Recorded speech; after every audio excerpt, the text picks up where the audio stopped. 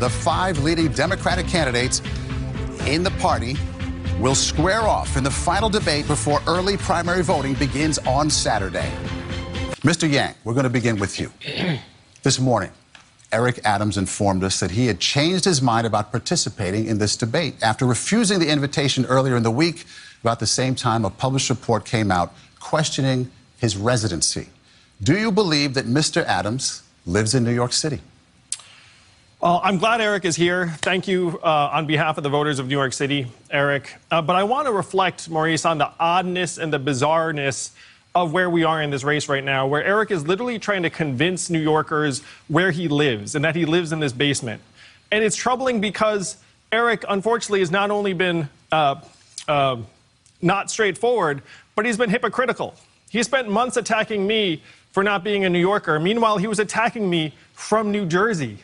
He calls himself a reformer, but he's been investigated for corruption at every stage, city, state, even Barack Obama's federal Department of Justice. And he says he's the blue-collar mayor. Meanwhile, he's a landlord with 5 units who doesn't report any rental income. So I'm glad you're here to answer some of these questions, Eric, but unfortunately, his tour of the basement raised more questions than it answered for many New Yorkers, including me. Eric, I just want to say as a candidate, we've been on dozens of forums together, and I've never seen that basement apartment in my life. And I think the other candidates here would agree. But we have seen the New Jersey background, and apparently the doormen in Fort Lee recognize you immediately. When you say, hey, who's this person? They say, Eric Adams, 22H. Attorney General Tish James is proposing legislation to limit cops from firing their weapons, use of force as a last resort. Now, some might ask, why not go all the way and take away the guns altogether like they do in 19 other countries where the bulk of the police force is unarmed? Mr. Yang. Of course not. The police need to be equipped to fight crime in any circumstance. And if anything, we need to go on a massive recruitment drive for new police officers. We're losing about 5,000 officers to retirement. I was in Brownsville the other day, and someone said something to me that should be our mission. He said, I would love it if the police officer who's patrolling our neighborhoods from our neighborhood and looked like me.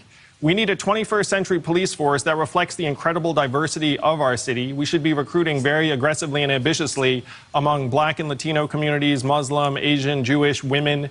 If we do this, then we can ease the concerns of many New Yorkers, but also help lead to real safety. Because right now, safety is the first step towards any recovery. Every New Yorker I talk to is deeply concerned about the fact that we don't feel safe on our streets, on our subways. We're going to need the police to turn this around. My first act as mayor will be to go to the police and say, we need you. The city needs you. We need you to lead our recovery. We need you to do your jobs professionally, responsibly, and justly. And that's how our recovery will begin. We live in a time when we have New Yorkers just walking down the street getting sucker punched because of their ethnicity.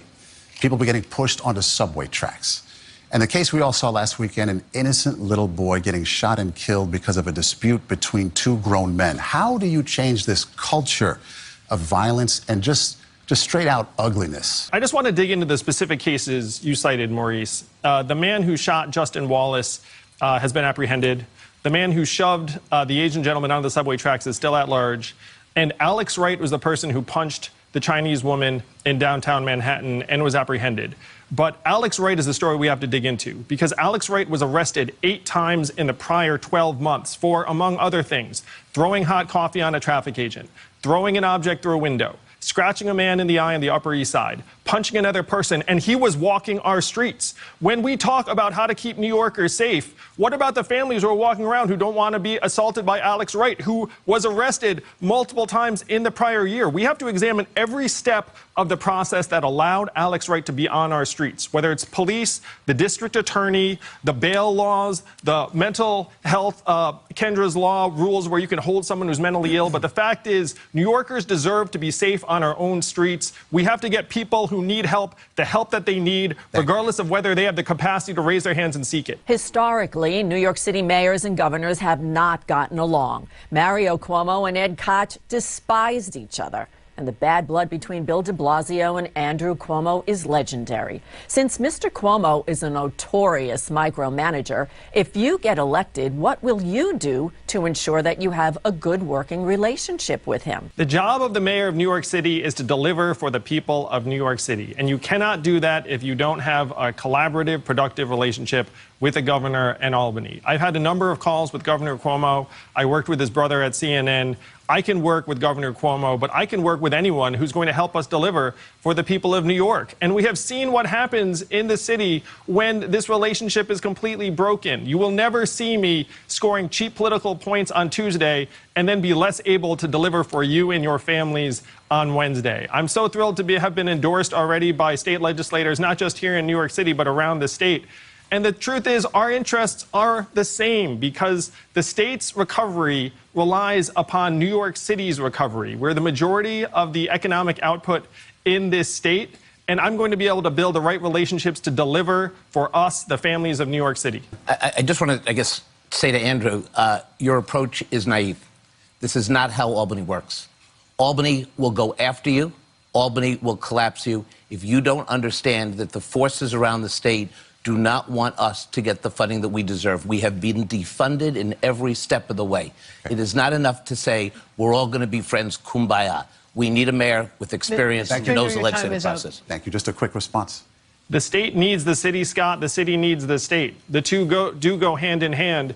And it's easier to work with someone who, again, isn't trying to score political points, who just wants to get the job done. That's the kind of leadership that the city has been waiting for quite some time. Okay, this is de Blasio 2.0, my friend. We're going to move on. De Blasio is the opposite of what I just described. With marijuana laws changing in New York, would you consider regulations for public places in the city, including apartment buildings, to shield non-using adults and children from secondhand smoke and exposure? I am thrilled that New York State is legalizing marijuana, but we do need to be mindful of the effects of secondhand smoke, particularly on families. I am a parent. I've got 2 young boys who are 8 and 5, so we should designate particular areas, particularly in large apartment buildings, that are appropriate for smoking marijuana and not. And families should not be in position where they're concerned about the impact of secondhand smoke if they're just walking in their own apartment building, taking their kid to school. Mr. Yang here. If you're elected mayor, would you have your police detail drive you to your country home up in New Paltz?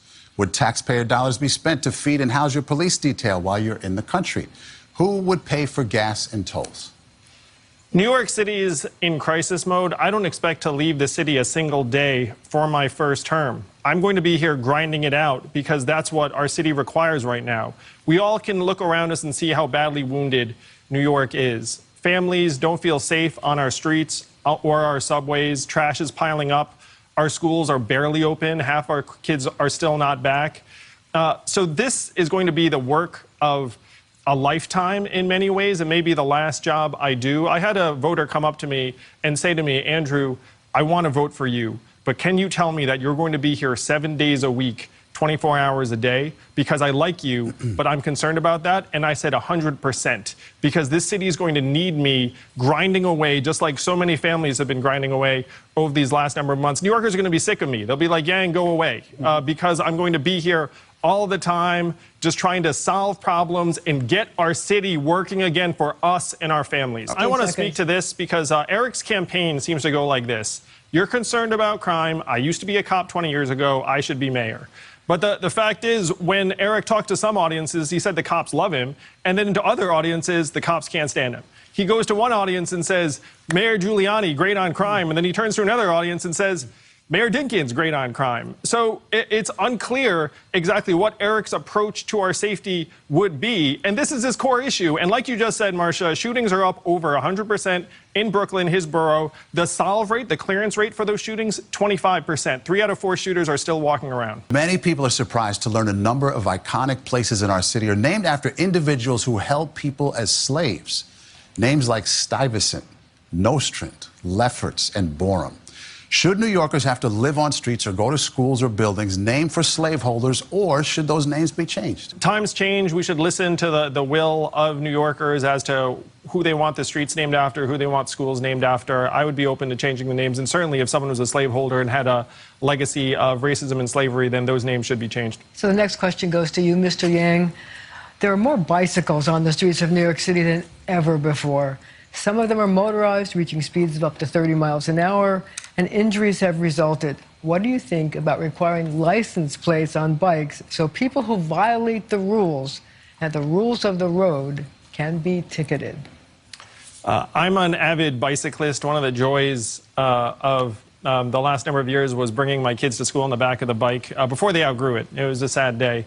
But you're right, Marcia, that there are a lot of e-bikes out there and scooters, and our infrastructure is really not set up for it. So we do need to make sure that people aren't traveling at speeds that are going to be dangerous for families that are crossing the crosswalk. I do think we should certainly be licensing e-bikes and any vehicle that can go above a certain speed. And I want to speak to something that a lot of New Yorkers are suffering from, which is noise pollution from certain types of ATVs and bikes that are designed just for maximal volume. Like, that is illegal. We need to enforce that and make sure that we're not terrorized on our own streets. I've been walking down the street with my family, and then all of a sudden there's just like, "Arr!" And then you're just like, what is going on? But Mr. Like, Yang, what about the bicycle riders?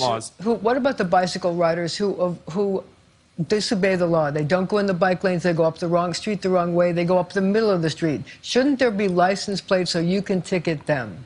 I've actually, I don't know if this is going to be bad news, but I've actually received a ticket on a bicycle, and the lack of a plate on the back of it did not seem to to keep this officer from issuing me a ticket. So as far as I can tell, we can already issue a cyclist a ticket if they're doing something inappropriate. And in my case, I didn't even realize, that I wasn't in a bike lane at the time, and, got the ticket and paid it. One of the biggest problems with the pandemic is getting people to get back to workplaces in Manhattan. Do you think enacting congestion pricing and charging more to get into Midtown is a good idea right now? Should it be postponed until the city recovers? What do you think? Congestion pricing has been a long time in coming, but we have to be mindful of our city's recovery. Right now, 80% of Midtown commercial real estate buildings are still empty. So we have to accelerate the recovery by any means necessary. So I'd be flexible on the timing of adopting congestion pricing in line with the city's return of commuters. Okay, thank you. We just have a couple minutes left. We want to wrap things up on a slightly lighter note here. Please answer the following questions with just one word. I know you can do it. If you had a choice between two superpowers, the ability to fly or be invisible, which would you choose? I literally dream of flying. I've never dreamt of being invisible. That was more than one word. Mayors have landmarks named after them by their successors. In one word, if you were the mayor, what would you be naming for Mayor Giuliani? An anchor at the bottom of the sea. Mr. Yang, what is the last gift you gave to someone? One word. I brought home some cannolis for my kids, from Staten Island. What's the one thing you can't live without? Mr. Yang. My wife, Evelyn. Describe yourself in one word. Mr. Yang. Determined. Determined. I think we're going to leave it right there. I think we are. I think we are. We're going to thank you all so much tonight for a civil and civilized and spirited debate. We want to thank you all for being here tonight, along with our partners tonight. News Radio 880, 1010 Wins, the Good Government Group, Common Cause. A reminder, early voting in the New York primary election begins this Saturday. That's June 12th. It runs through Sunday, June 20th. Election day itself is Tuesday, June 22nd. Put the money in our hands. Put the money in our hands. Put the money in our hands. Put the money in our hands. Can we afford it?